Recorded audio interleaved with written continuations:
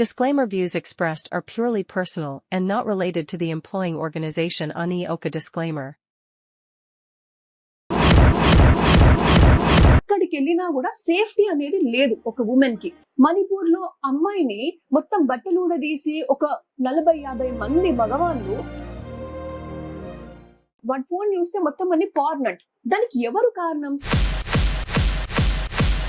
అరుణా చౌబర్ కేసులో కూడా ఆవిడ బేస్మెంట్ కి వెళ్ళి నర్స్ డ్రెస్ వేసుకొని వచ్చినప్పుడు తీసుకెళ్లి రేప్ చేసి 10 రోజులు ఆమె చంపేసండి. 10 రోజుల వరకు ఆమె డెడ్ బాడీ కూడా దొరకని పరిస్థితి. నువ్వు అట్లా చప్పట్లు కొట్టినప్పుడు రేపు పొద్దున నీ పాప అట్లానే ఎదుర్కొంటదని నీ బాధ్యత నీకు లేదా? అమ్మాయిలను ఎట్లా యూజ్ చేస్తున్నారు అని అంటే, తిట్టాలన్నా అమ్మాయిని యూజ్ చేసుకుని తిడుతున్నాం.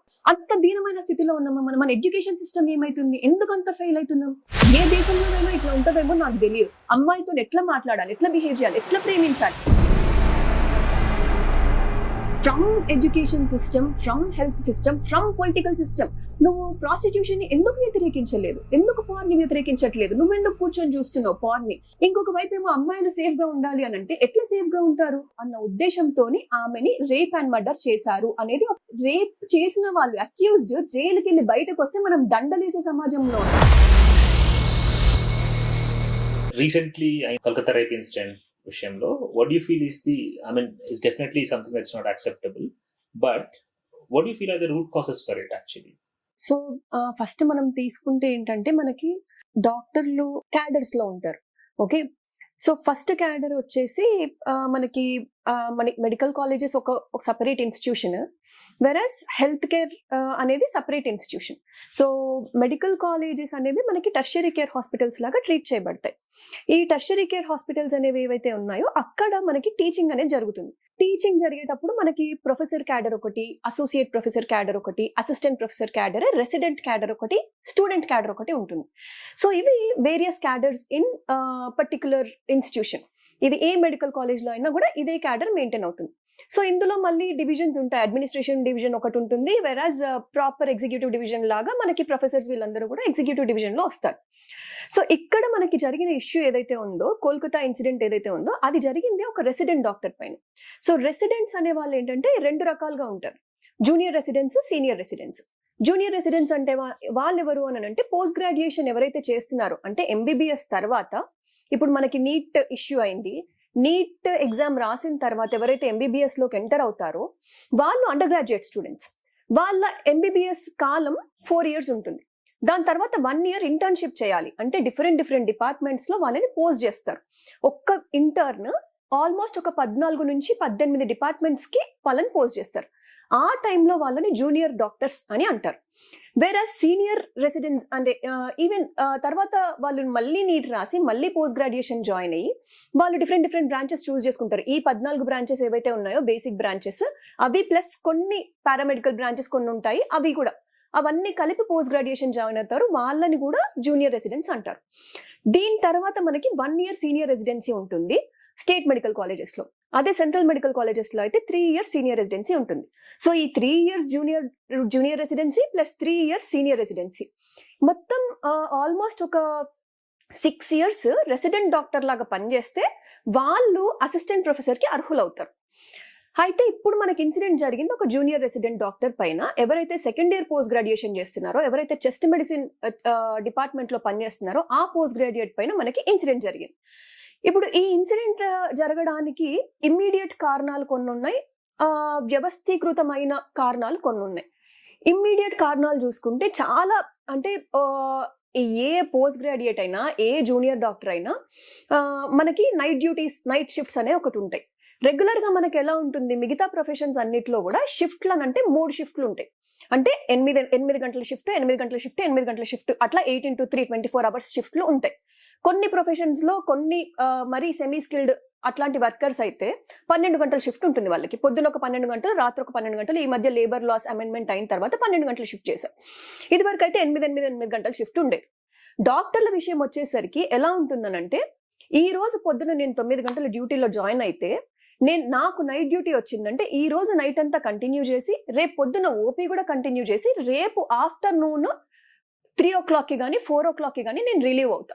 అంటే ఒక రకంగా చెప్పాలంటే ఆల్మోస్ట్ ఒక 24 to 36 అవర్స్ బ్రెయిన్ చాలా యాక్టివ్గా ఉండాలి ఆ సమయాల్లో. ఇంకా రెస్ట్ తీసుకోవడానికి అనేది మనకు అవకాశం అనేదే ఉండదు. మధ్య మధ్యలో ఒక గంటో 2 గంటలో ఇట్లా కళ్ళు ఇలా మూసినా కూడా మళ్ళీ పేషెంట్ రాగానే మళ్ళీ లేచి పరిగెత్తాల్సిందే. అది ఎక్కడ మూసుకుంటున్నాం కళ్ళు అనేది కూడా మనకి స్పృహలో ఉండదు. ఇదేంటంటే ఎప్పటి నుంచో వస్తున్న ప్రాక్టీస్ ఇది. ఏంటిది? నైట్ డ్యూటీ అని అంటే పొద్దున మొదలు పెట్టినప్పటి నుంచి ఆ రోజు రాత్రి వరకు కంటిన్యూ చేయాల్సిందే. దాని తర్వాత నెక్స్ట్ డే కూడా ఈవినింగ్ వరకు కంటిన్యూ చేయాల్సిందే. ఆ తర్వాత మళ్ళీ నెక్స్ట్ రిలీవర్ అనే వాళ్ళు వస్తారు. సో ఇప్పుడు మనకి ప్రాబ్లం ఏమైతుందంటే ఈ జూనియర్ డాక్టర్స్ ఎవరైతే ఉన్నారో, రెసిడెంట్ డాక్టర్స్ ఎవరైతే ఉన్నారో, సీనియర్ రెసిడెంట్స్ కానివ్వండి, జూనియర్ రెసిడెంట్స్ కానివ్వండి, జూనియర్ డాక్టర్స్ కానివ్వండి, అంటే ఇంటర్న్స్ చేసేవాళ్ళు, వాళ్ళకంటూ ఒక డెసిగ్నేటెడ్ సేఫ్ స్పేస్ అనేది లేదు పడుకోవడానికి. మీరు ఏ హాస్పిటల్కి వెళ్ళండి, ఏ గవర్నమెంట్ హాస్పిటల్కి వెళ్ళండి, ఏ ప్రైవేట్ హాస్పిటల్కి వెళ్ళండి, వాళ్ళకంటూ ఒక డెసిగ్నేటెడ్ రూమ్ అనేది ఉండాలి. పడుకోవడానికి కనీసం ఒక జాగా అనేది చూపియాలి వాళ్ళకి. అది మనం చూపించలేకపోతున్నాం. యాజ్ అ సిస్టమ్ ఎట్లా ఉందని అంటే, అవును డ్యూటీలో ఉన్నప్పుడు నువ్వు ఎందుకు నిద్రపోతావు, నువ్వు ఎందుకు నిద్రపోవాలి అనే క్వశ్చన్ వాళ్ళు అడుగుతున్నారు. కానీ నువ్వు చేసే 36 hours డ్యూటీలో ఒక మనిషికి ఎంత రెస్ట్ అవసరం, ఎంత రెస్ట్ ఉంటే వాడు మళ్ళీ బాగా పనిచేయగలుగుతాడు రేపు పొద్దున అనేది ఎవరు ఆలోచించట్లేదు. అండ్ మన హెల్త్ సిస్టమ్ ఎట్లా ఉందనంటే ఆల్మోస్ట్ ఒక 70% వరకు అమ్మాయిలు, మహిళలే ఉంటారు మన మెడికల్ కేర్ సిస్టంలో. అంటే డాక్టర్ల గురించే కాదు, ఎవ్వరు నర్సెస్ అయినా సరే, అంటే ఎంతమంది మనం మగవాళ్ళ నర్సెస్ని చూస్తాం, యూజువల్గా నర్సింగ్ క్యాడర్ అనేది ఆడవాళ్ళ క్యాడర్. డాక్టర్లలో కూడా 70% మంది డాక్టర్లు అమ్మాయిలే, మహిళలే. ఈ మధ్య మీరు నీట్ రిజల్ట్స్ చూసుకున్నా కూడా, ఈ మధ్య మెడికల్ కాలేజెస్ లో ఎంటర్ అయ్యే వాళ్ళని చూసుకున్నా కూడా 70% of the people are women. అలాంటి ఒక స్పేస్ లో వేర్ ఉమెన్ ఆర్ మోర్, మనము ఎలాంటి రక్షణ కల్పించాలి వాళ్ళకి, వాళ్ళు పనిచేసే చోటు. కానీ ఇప్పుడు వాళ్ళ ఇంటి నుంచి బయటకు వెళ్ళి వాళ్ళు హాస్పిటల్ రీచ్ అయ్యేంత వరకు అదొక టెన్షన్ యాక్చువల్లీ పేరెంట్స్కి. ఫోన్ చేసి రీచ్ అయినవా లేదా అదొక 10 సార్లు ఉంటుంది. రీచ్ అయిన తర్వాత అమ్మయ్య ఓకే రీచ్ అయినా అని అంటే వాళ్ళకు ఒక సాటిస్ఫాక్షన్, ఓకే రీచ్ అయింది, సేఫ్ స్పేస్ లో ఉంది. ఇప్పుడు ఈ జరుగుతున్న ఉద్యమం కానీ డాక్టర్లు ఇంతలాగా ఎందుకు వాళ్ళు ముందుకు వస్తున్నారు, ప్రొటెస్ట్ ఎందుకు చేస్తున్నారు? ఇదివరకు ఎప్పుడు రేపులు అవ్వలేదా, లేకపోతే ఎప్పుడు హత్యలు జరగలేదా అంటే ఖచ్చితంగా జరిగినాయి. బట్ అవి ఎక్కడ జరిగినాయి? In public spaces. అంటే మనం బయటికి వెళ్ళాము, మనం ఒక వల్నరబుల్ స్టేట్ లో ఉన్నాము, అలాంటప్పుడు మనం జరిగినాయి. బట్ ఇక్కడ ఏంటి, ఇది ఒక వల్నరబుల్ స్టేట్ కాదు. నేను సెకండ్ హోమ్ అని అనుకుంటున్నానో, నా హాస్పిటల్ అనేది నా సెకండ్ హోమ్. నేను ఇక్కడ పనిచేస్తున్నా, ఆల్మోస్ట్ సగం జీవితం హాస్పిటల్లోనే గడిచిపోతుంది ఒక డాక్టర్కి. అలాంటి ఒక సెకండ్ హోమ్ లో కనీస రక్షణ స్థితి లేకుండా ఎక్కడైతే రేప్ మరియు మర్డర్ కి కూడా గురైందో, అది కూడా ఏదో చిన్న, ఇప్పుడు ప్రస్తుతం ఉన్న న్యూస్ ప్రకారం ఏంటి అని అంటే, ఇది మామూలుగా కొట్టిపాడేసే రేపు మర్డర్ కూడా కాదు, ఒక గ్యాంగ్ రేప్ జరిగింది అనే ఒక ఆరోపణ కూడా మనకు ముందుకు వచ్చింది.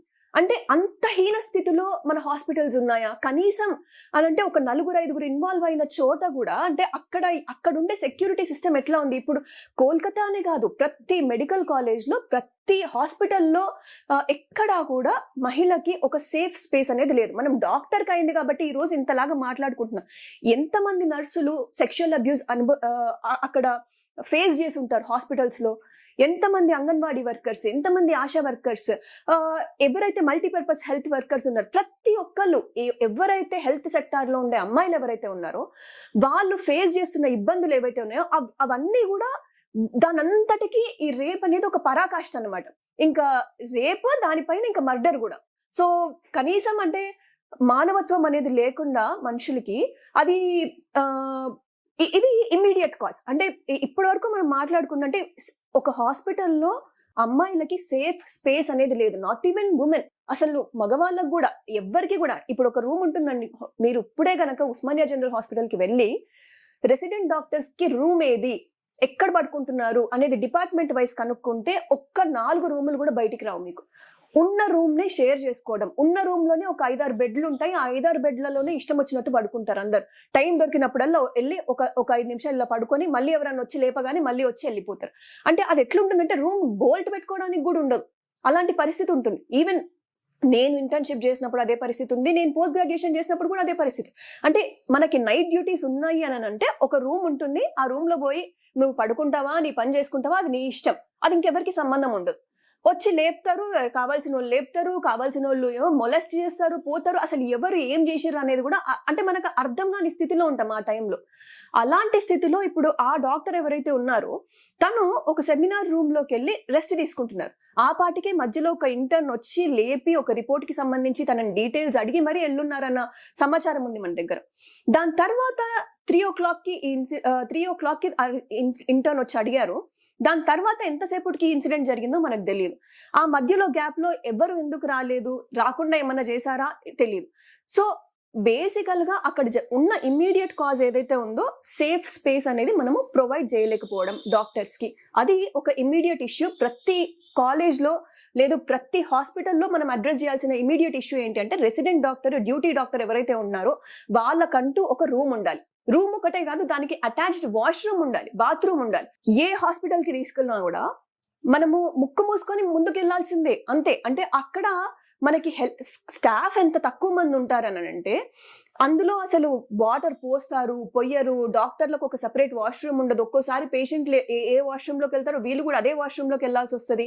అసలు వాష్రూమ్ సరిగ్గా ఉండవని చెప్పి మళ్ళీ అక్కడి నుంచి హాస్టల్ కి పోయి వాష్రూమ్ యూజ్ చేసుకొని ప్యాడ్స్ ఏమన్నా ఉంటే మార్చుకొని మళ్ళీ వచ్చి మళ్ళీ డ్యూటీ చేయాల్సిన పరిస్థితి. ఈ మధ్య కాలంలో ఏమన్నా జరిగినా ఎవరికి తెలియదు. ఏమన్నా ఫోన్ చేసి మనం ఏమన్నా కంప్లైంట్ చేద్దాం, పోనీ ఇంట్లో వాళ్ళతో మాట్లాడదాం అంటే ఇంట్లో వాళ్ళకు కూడా వాళ్ళు వచ్చే ఫస్ట్ రెస్పాన్స్ ఏంటంటే నువ్వు డ్యూటీ కదా, నువ్వు హాస్పిటల్లో ఉండాలి కదా, నువ్వు బయట ఎక్కడో ఎందుకున్నావు అంటే ఆ రెస్పాన్స్ సిస్టమ్ ఏదైతే ఉందో మన చుట్టూతో ఉన్న మనుషులు ఎట్లా రియాక్ట్ అవుతున్నారు అని అంటే నీ తప్పు ఏదైనా ఉందా, ఫస్ట్ అమ్మాయి తప్పు ఏదైనా ఉందా, అమ్మాయి తప్పు లేదు అని అంటేనే అప్పుడు వాళ్ళు ఇంకొక దాని గురించి ఆలోచించడానికి ట్రై చేస్తున్నారు తప్పితే అసలు ఆ పరిస్థితి ఆమెకి ఎందుకు కల్పించబడింది, ఇమ్మీడియట్ గా మనం అడ్రస్ చేయాల్సింది ఏంటి అనేది ఎవరు ఆలోచించట్లేదు.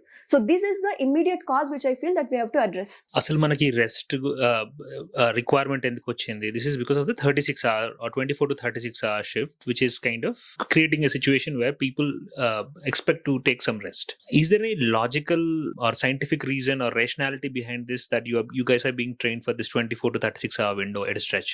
Actually to be very frank అసలు దీనికి ఒక లాజిక్ అంటూ ఏం లేదు. ఇదేంటంటే ఒక కన్వెన్షనల్ గా ట్రెడిషనల్ గా మనకి ఏవైతే ప్రాక్టీస్ వస్తుందో దాన్నే మనం కంటిన్యూ చేసుకుంటూ వస్తున్నాం తప్పితే మనకి ఎన్ఎంసీ కానీ లేదంటే ఐఎంఏ కానీ ఇప్పుడు ప్రస్తుతం ఉన్న అసోసియేషన్స్ ఏవి కూడా they are not taking active part to change the existing లా.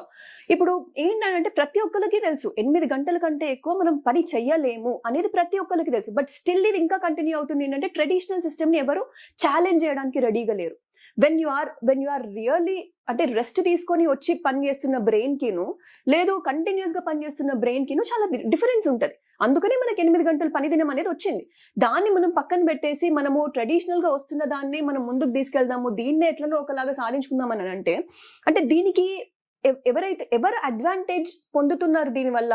ఈ 36 hours డ్యూటీ రెసిడెంట్ డాక్టర్స్ ఉండడం వల్ల ఎవరు అడ్వాంటేజ్ పొందుతున్నారు అని అంటే సీనియర్ డాక్టర్స్ ఎవరైతే ఉన్నారో, సీనియర్ ఫ్యాకల్టీ మెంబర్స్ ఎవరైతే ఉన్నారో వాళ్ళు ఏంటి అని అంటే వాళ్ళకి డ్యూటీస్ తక్కువ ఉంటాయి, వీళ్ళకి డ్యూటీస్ ఎక్కువ ఉంటాయి. సో మనకి ఏంటంటే పోస్ట్ డ్యూటీ ఆఫ్ అని ఒక సిస్టమ్ ఉంటుంది. అంటే మనకి ఇప్పుడు ఈ రోజు నుంచి రేపు ఈవినింగ్ వరకు నేను పని చేస్తే నాకు ఆ నెక్స్ట్ డే ఆఫ్ తీసుకునే అవకాశం ఉంటుంది. అంటే డాక్టర్స్ అనే వాళ్ళకి సాటర్డే సండే ఇలాంటివి ఏమి ఉండవు, ఎప్పుడు పడితే అప్పుడు వాళ్ళు వెళ్ళాల్సిందే. సో అప్పుడు వాళ్ళకి ఏంటంటే పోస్ట్ డ్యూటీ ఆఫ్ అని అంటే ఏంటంటే ఆ నెక్స్ట్ డే ఏదైతే ఉందో వాళ్ళు ఓపీ చూడక్కర్లేదు, వాళ్ళు నిద్రపోవచ్చు. సో దానికోసం అని వాళ్ళు అంటే వాళ్ళ పర్సనల్ హెల్త్ ను కూడా పక్కన పెట్టేసి వాళ్ళకి ఎలా ఉంటుందని అంటే ఓకే ఒక రోజు రెస్ట్ దొరుకుతుంది కదా, ఈ 36 గంటలు పనిచేసినా కూడా ఒక రోజు రెస్ట్ దొరుకుతుంది కదా అనే ఉద్దేశంలోనే జూనియర్ డాక్టర్స్ ని ట్రైన్ చేశారు. సీనియర్ డాక్టర్స్ ఏంటి, మేము అనుభవించాం మీరెందుకు అనుభవించరు అంటే మేము ఇదంతా చేసి వచ్చాం కదా, మీకేమైంది, మీరు కూడా అట్లనే ట్రైన్ అవ్వండి. ఇప్పుడు ఎవరికి కూడా నేను చెయ్యను 36 hours డ్యూటీ నేను చెయ్యను అనే హక్కు లేదు. అలా అన్నావు అని అంటే నువ్వు డాక్టర్ వృత్తికి అనర్హుడివి అని అర్థం. అలా చేస్తున్నారు సీనియర్ డాక్టర్స్ ఎవరైతే ఉన్నారో they compel the junior doctors to do such stretched hours of duty. So ఇది పరిస్థితి. ఇప్పుడు మనము డ్రైవింగ్ కి కూడా if you see right international standards are like if someone is driving more than 8 hours the people ask them to take rest because they cannot take any logical decisions or the reflections are slow. Definitely. Right? Whether it's a general medicine practitioner, the criteria could be different versus a surgeon, the criteria could be different. Definitely. And when there are long surgeries, yes, probably the surgeons need to be trained for 8 to 12 hour windows. Yes. Right? But if that's the case, right, is do you think this is a lacuna in the policy, or is it just that no one has actually demanded? Because if you are looking at the demands being raised by the resident doctors also, apart from asking for compensation, justice to the victim and her family, right? No one is actually raising these points about this 36 hour window. ఎందుకంటే ఇప్పుడు మనము వాళ్ళు demand చేస్తున్న దాంట్లో immediate గా justice to the victim అంటున్నారు. అది అసలు సాధ్యమేనా? ఏ విక్టిమ్ కైనా కూడా మనం జస్టిస్ ఇవ్వగలుగుతామా?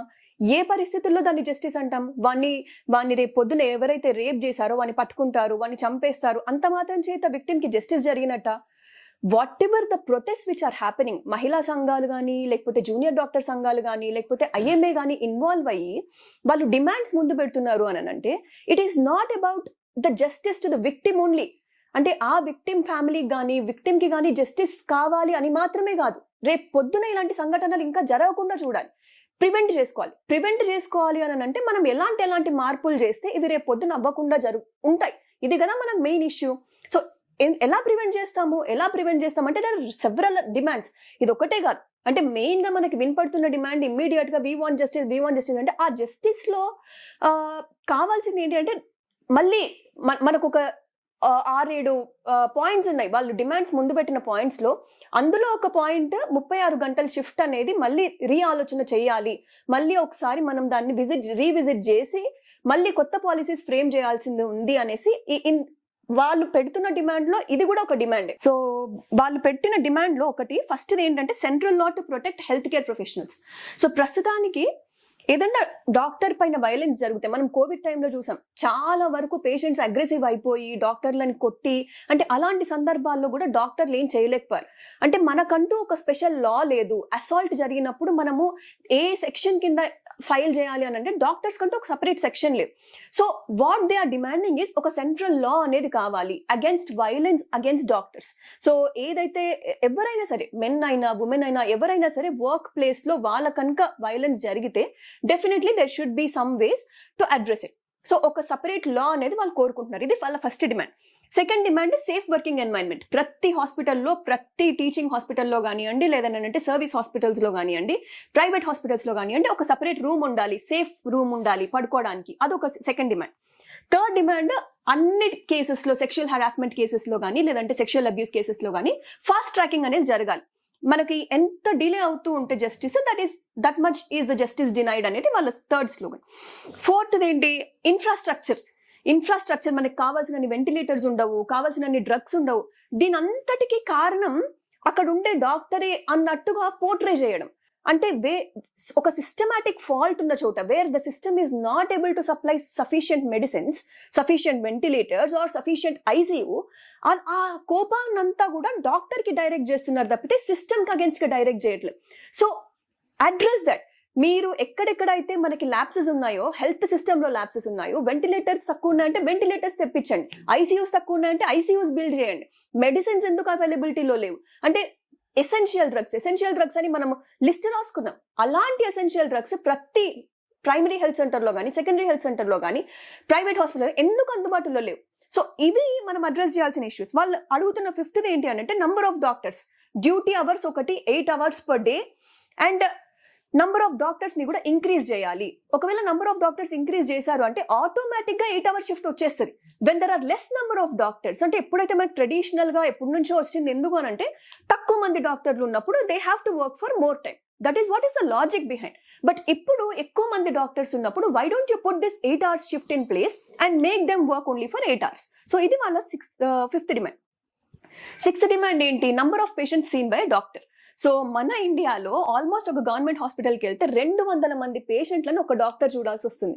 200 మంది పేషెంట్లు అంటే కనీసం డాక్టర్ కి అంటే ఆ పేషెంట్ ని చూడడానికి 3 నుంచి 4 నిమిషాల సమయం కూడా ఉండట్లేదు. ఇది ఎందుకు వస్తుందంటే can we not implement a system? యూకేలో కానీ లేకపోతే మిగతా దేశాల్లో కానీ ఒక నంబర్ స్పెసిఫైడ్ ఉంటుంది. పర్ డాక్టర్ 30 పేషెంట్లు మాత్రమే వీళ్ళు చూడగలరు పర్ డే, లేదు 40 పేషెంట్లు మాత్రమే చూడగలరు పర్ డే అనేది ఒక రూల్ అనేది వస్తే ఖచ్చితంగా వాళ్ళు దానికే కట్టుబడి ఉంటారు. మీరు ఎప్పుడైతే మీరు ఆ డాక్టర్ పైన 100 మంది 200 మంది అప్పుడు అనవసరంగా అంటే ఉన్న ఇష్యూని సాల్వ్ చేయకుండా సిమ్టమాటిక్ ట్రీట్మెంట్ వైపు నడుస్తుంది సిస్టమ్. సో అంటే రూట్ కాజ్ ఏంది అనేది అక్కడ కూడా తెలియదు మనకి. జస్ట్ ఏదో వచ్చారు పేషెంట్, ఇమ్మీడియట్గా ఇప్పుడు వీళ్ళకి మెడిసిన్స్ రాసి పంపించాలి, అయిపోయింది. సో కనీసం ఆ పేషెంట్ తోని ఇంటరాక్షన్ చేసే టైం కూడా ఉండదు, వాడితోని కనీసం మాట్లాడి నీ పేరేంది అని తెలుసుకొని రేపు పొద్దున నువ్వే వస్తే గుర్తుపట్టే స్థితి కూడా లేదు. అంటే గవర్నమెంట్ హాస్పిటల్స్ లో ఉండే పరిస్థితి ఇది. ప్రైవేట్ హాస్పిటల్స్ లో వేరే వాళ్ళు లిమిట్ పెట్టుకుంటారు, కొంతమంది లిమిట్ పెట్టుకుంటారు, కొంతమంది లిమిట్ పెట్టుకోరు, అది సరే. బట్ గవర్నమెంట్ హాస్పిటల్స్ లో why don't you restrict this many patients, ఇంతమంది డాక్టర్లు ఉన్నారా, ఇంతమంది పేషెంట్లని ఈ డాక్టర్ చూడాలి. ఇది పెడితే చాలా వరకు ఈ వైలెన్స్ అనేది ఏదైతే ఉందో డాక్టర్స్ పైన జరిగేది అది తగ్గుతుంది. when you limit the number of patients to the doctors. మనకు డాక్టర్స్ అవైలబుల్ ఉన్నారు, బట్ స్టిల్ వాళ్ళకి ఎంప్లాయ్మెంట్ అనేది లేదు. 1500 పోస్టులు అనౌన్స్ చేస్తే 700 మంది డాక్టర్స్ మాత్రమే ఫిల్ అయ్యారు. ఎందుకు మిగతా 700 మంది పోస్టులు ఎందుకు ఫిల్ అవ్వలేదు అని అంటే because of the salaries that are very less. అంటే ఇంకా అసలు కంపారిటివ్ గా మనం ఒక 10 సంవత్సరాలు మేము కష్టపడి మెడిసిన్ చేసి, పోస్ట్ గ్రాడ్యుయేషన్ చేసి, సీనియర్ రెసిడెన్సీ చేసి ఆల్మోస్ట్ ఒక 15 సంవత్సరాలు పడుతుంది ఒక కంప్లీట్ డాక్టర్ అవ్వడానికి. ఇంత కంప్లీట్ డాక్టర్ అయిన తర్వాత వాడు ఇచ్చే బేసిక్ సాలరీ ఎంత అంటే 86,000. ఈ 86,000కి వాళ్ళు పెట్టిన లోన్స్ ఏమవ్వాలి, వాళ్ళ ఇంట్లో పరిస్థితి ఏమవ్వాలి, మళ్ళీ స్టైపెండ్స్ స్టైపెండ్స్ అనేవి ఉంటాయి మనకి జూనియర్ రెసిడెన్సీ టైంలో, సీనియర్ ఒక్క రోజు కూడా టైంకి రావు. దానికి కూడా ప్రొటెస్ట్ చేయాల్సిందే. డాక్టర్లు టైంకి రావాలంటే ప్రొటెస్ట్ చేయాల్సిందే. అంటే ఏది కూడా మనకి అడగకుండా అనేది ఇచ్చే పరిస్థితి లేదు. ప్రతి దాన్ని అడగాల్సిందే. రూమ్ పడుకోవడానికి రూమ్ అడగాల్సిందే, బెడ్షీట్ అడగాల్సిందే, ప్రతిదీ అడగకపోతే అసలు ఇచ్చేవాడే లేడు. కనీసం మనకు ఉండే స్టైపెండ్ ఏదైతే ఉందో, అంత పని చేస్తున్నాము, 36 గంటలు డ్యూటీ చేస్తున్నాం, కనీసం స్టైపెండ్ అన్న టైంకి ఇస్తున్నారా, టైంకి పడుతున్నాయని ఎవరైనా అడుగుతున్నారా? అన్లెస్ మళ్ళీ డాక్టర్ ప్రొటెస్ట్ అయితే తప్పితే మనకి టైంకి స్టైపెండ్లు అనేవి పడట్లేదు. అది కూడా వాళ్ళ స్టైపెండ్లు ఎంత, 40,000, 50,000. ఇదా వాళ్ళ బ్రతుకు? అంటే 5 సంవత్సరాలు 6 సంవత్సరాలు ఎంబీబీఎస్ చదివి ఒక ప్రైవేట్ హాస్పిటల్లో ఎంబీబీఎస్ చేసిన వాడు రేపు పొద్దున వచ్చి నువ్వు ఫ్రీ సర్వీస్ చేయి అంటే ఎందుకు చేస్తాడు వాడు? నువ్వు గుంజుకుంటుందేమో వాడి దగ్గర కోట్ల కొద్ది రూపాయలు గుంజుకుంటున్నావు. నువ్వు ఎంబీబీఎస్ చేసినప్పుడు, పీజీ చేస్తున్నప్పుడు లాగుతున్నావు వాడి దగ్గర నుంచి. రేపు పొద్దున నువ్వు నిస్వార్థంగా పనిచేయి, నువ్వు సేవ చేయి దేశానికి అని అంటే, ప్రైవేట్ హాస్పిటల్లో పనిచేసినప్పుడు, ప్రైవేట్ కాలేజ్లో చదువుకున్నప్పుడు వాళ్ళు ఎందుకు సేవ చేస్తారు? ఏ ఉద్దేశంతో సేవ చేస్తారు? నువ్వు యాజ్ అ సిస్టమ్, నువ్వు హెల్త్ సిస్టమ్ని కమోడిఫై చేస్తున్నావు. అంటే నువ్వు దాన్ని ఒక సరుకుగా మార్చి, ఆ సేవలన్నీ కూడా సరుకులుగా మార్చి నువ్వు ప్రజలకు అమ్ముతున్నావు. అలాంటప్పుడు వైద్యులు నిస్వార్థంగా చేయాలి అని మాత్రం నువ్వు ఎట్లా మాట్లాడతావు? నువ్వు దాన్ని మార్చిందే నువ్వు కమోడిటీగా. ఇప్పుడున్న గవర్నమెంట్ హాస్పిటల్స్ అన్ని తీసేసి నువ్వు ప్రైవేట్ పరం చేస్తున్నావు.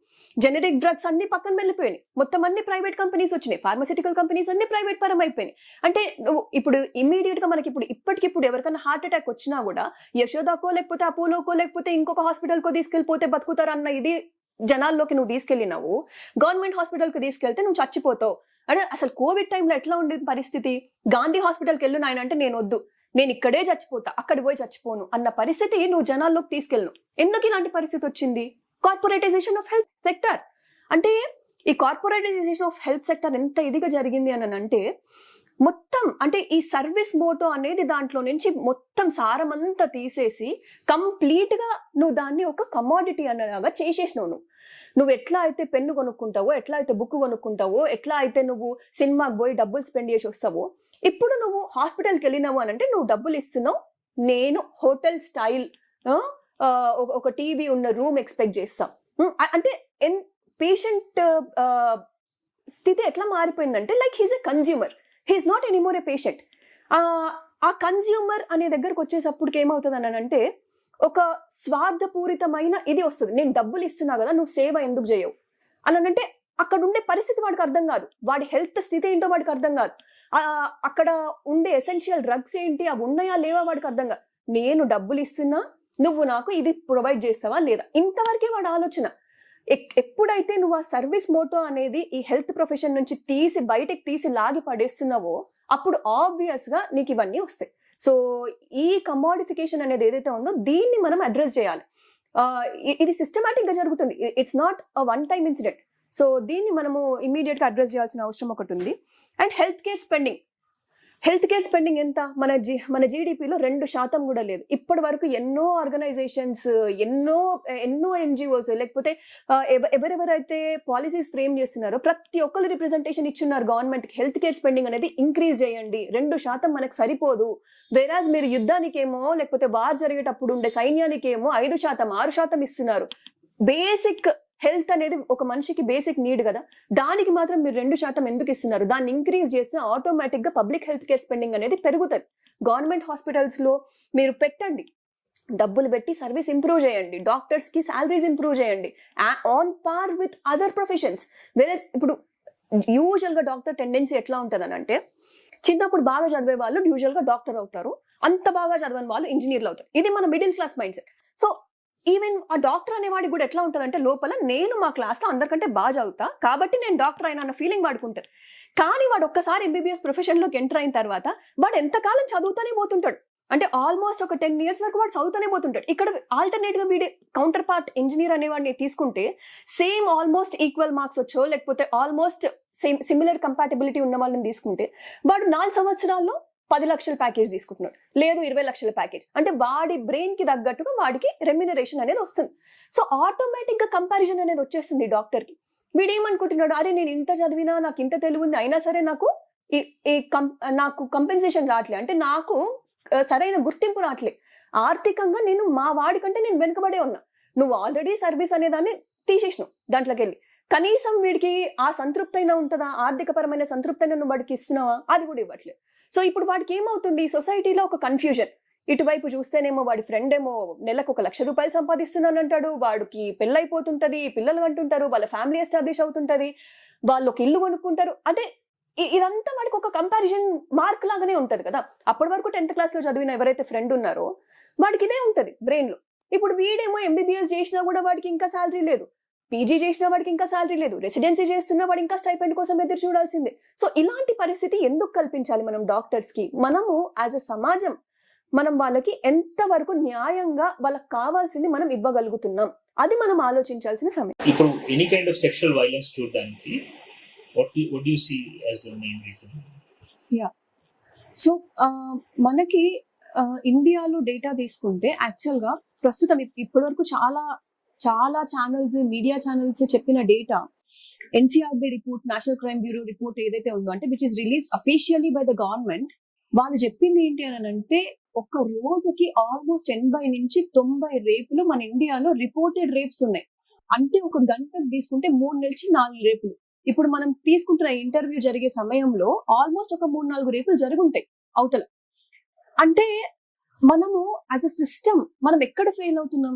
ఇప్పుడు మనం ఏదో డాక్టర్ కి జరిగింది, లేకపోతే ఒక ఇంజనీర్ కి జరిగింది, లేదంటే ఒక అప్పర్ మిడిల్ క్లాస్ ఉమెన్ కి జరిగింది అన్నప్పుడు మనం ఇంత రెస్పాండ్ అయ్యి, అంటే when we think back the root causes, what could be the root cause for this particular incident and in general any sexual assault? దీన్ని మనం అనలైజ్ చేస్తే గనక, అంటే మనం తీసుకున్న కేసెస్, ఇప్పుడు చెప్పిన మీరు అడ్రస్ చేసిన అరుణ షాన్బ్యాక్ కేసే ఉంది. ఇప్పుడు ఆవిడ ఒక nurse, 41 years she was in coma after she was raped by some other person. ఆ రేప్ కూడా ఎక్కడ జరిగింది? తను డ్రెస్ మార్చుకుంటున్నప్పుడు ఇన్ ద బేస్మెంట్. అంటే మనకి ఏంటంటే ఒక సిస్టమ్ ఉంటుంది, నర్సెస్ గానీ డాక్టర్స్ గానీ when they are going to OT, లేదు నర్సెస్ ఎస్పెషల్ గా వాళ్ళు డ్యూటీకి జాయిన్ అయినప్పుడు they have to change their dress in to nursing. వాళ్ళకి ఒక డెసిగ్నేటెడ్ స్పేస్ అంటూ ఉండదు. ఇది ఒక దారుణమైన విషయం యాక్చువల్ గా. ఈవెన్ ఇన్ ఓటీస్ లో కూడా, ఆపరేషన్ థియేటర్స్ లో కూడా మనకి చేంజింగ్ రూమ్ అనేది సెపరేట్ గా ఒకటి పెడతారు. బట్ ఆ చేంజింగ్ రూమ్ దానికిను ప్లస్ రకరకాల వాటికి కూడా వాడుతుంటారు. అంటే అది స్పెసిఫైడ్ ఫర్ చేంజింగ్ రూమ్, పైన బోర్డు ఉంటది, బట్ దాన్ని యూజ్ చేయడం మాత్రం రకరకాల వాటికి యూజ్ చేస్తారు. అక్కడే తినాల్సి వస్తుంది, అక్కడే పడుకోవాల్సి వస్తుంది, అక్కడే చేంజ్ చేసుకోవాల్సి వస్తుంది. అండ్ ఎవరు వస్తున్నారు ఎవరు పోతున్నారు అనేది మనకి అందులో అంటే మనము దాన్ని ఆపలేము, వాళ్ళని రావద్దు అనలేము అన్నట్టు ఉంటుంది సిచ్యువేషన్. సో ఆ పర్టికులర్ కేసులో, అరుణ షాన్బ్యాక్ కేసులో కూడా ఆవిడ బేస్మెంట్ కి వెళ్ళి డ్రెస్ మార్చుకొని నర్స్ డ్రెస్ వేసుకొని వచ్చినప్పుడు, యూనిఫామ్ వేసుకొని వచ్చినప్పుడు జరిగిన ఇన్సిడెంట్ ఇది. సో 41 సంవత్సరాలు తను అనుభవించింది. And after that almost 10 to 12 years have passed. అంటే తను చనిపోయి కూడా ఈ పాటికి ఒక 10-12 years అవుతుంది. సో ఈ 50 ఏళ్లలో మనం ఏ మాత్రమైనా ముందుకెళ్ళినామా? అంటే అమ్మాయిలకి మనం ఒక చేంజింగ్ రూమ్ ప్రొవైడ్ చేసే విషయంలో, లేదు వాళ్ళు ఉండే ఎన్విరాన్మెంట్, హాస్పిటల్లో కానీ ఎనీ వర్క్ ప్లేస్, అంటే ఇది మనం మాట్లాడుతున్నాము అని అంటే ఈ జూనియర్ డాక్టర్స్ ఇష్యూనే కాబట్టి వీళ్ళే మాట్లాడుతున్నారు అని కాదు. అసలు ఒక అమ్మాయి మొన్న తను కూడా ఒక నర్సే, మళ్ళీ ఎక్కడ ఉత్తరాఖండ్ లో తను డ్యూటీ చేసి మళ్ళీ ఇంటికి పోతూ ఉంటే ఆల్మోస్ట్ 1 kilometer దూరంలో తన ఇల్లు వస్తుంది అనంగా ఆటో ఆపేస్తే, ఆటో అతను కాకుండా కానీ వేరే అతను ఈమెను ఫాలో చేసి తీసుకెళ్లి రేప్ చేసి 10 రోజులు ఆమె చంపేసింది. తీసుకెళ్లి ఒక గ్రౌండ్ లో పడేస్తే 10 రోజుల వరకు ఆమె డెడ్ బాడీ కూడా దొరకని పరిస్థితి. అంటే అసలు this is not only related to doctors, even nursing వాళ్ళు కూడా హెల్త్ కేర్ ప్రొఫెషనల్స్ కానీ లేకపోతే వేరే వర్కర్స్ కానీ, నేను ఇందాక అన్నట్టు ఆశా వర్కర్స్, అంగన్వాడీ వర్కర్స్, ఎవరెవరైతే హెల్త్ సెక్టార్ లో ఇన్వాల్వ్ అయినారో everyone is at stake. Health sector సంగతి పక్కన పెడితే even a normal household women ఎవరైతే ఉన్నారో అంటే వాళ్ళకు కూడా బయటికి వెళ్లే పరిస్థితి లేదు. బయటికి వెళ్తే ఎక్కడ మొలిస్టేషన్ జరుగుతుందో, ఎక్కడ ఎవరు పట్టుకుంటారో తెలియదు. సో అంటే ఎక్కడికి వెళ్ళినా కూడా సేఫ్టీ అనేది లేదు ఒక ఉమెన్ కి. సో నాట్ ఓన్లీ డాక్టర్స్, ప్రతి ఒక్కళ్ళు కూడా బయటకు వచ్చి మాట్లాడాల్సిన సమయం ఇది. అంటే మనం ఏం చేస్తున్నాము as a society, what we are doing to prevent this kind of issues. So అది కాకుండా మనకి కథువా కేసు ఒకటి అయింది, ఎట్లా మనం కవరప్ చేసినాం ఆ ఇన్సిడెంట్ ని. హత్రాస్ కేసు ఒకటి అయింది, ఎట్లా కవరప్ చేసినాం.